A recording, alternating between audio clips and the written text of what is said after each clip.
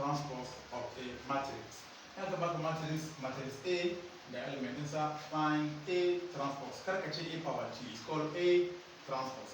In za ka nemo A transpose, abinda za ka yi shine sai ka ce to duk row da yake nan ka juya shi ya koma column.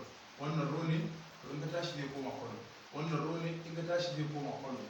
Wannan row ne zai koma column. Kenan me nake nufi? Row 1 zai koma column 1.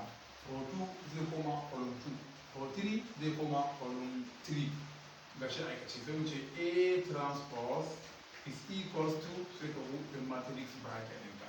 In ka matrix bracket ɗinka muka ce row 1 zai koma column 1. Na row 1 ɗinka 1 4 5 da sai ka ce 1 4 5. Row 1 ya koma column 1. Sai ka je ka row 2 2 6 7 sai ka zo ka koma column 2 2 6 7. Saura row 3 sai kuma column 3 3 8 9 sai ka ce okay 3 8 9.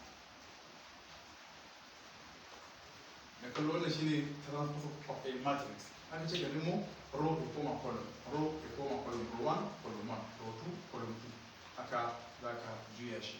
Shine transpose of a matrix. Da kallo kana kallon mu ta YouTube kai subscribe ka kuma follow ɗin mu ta Facebook.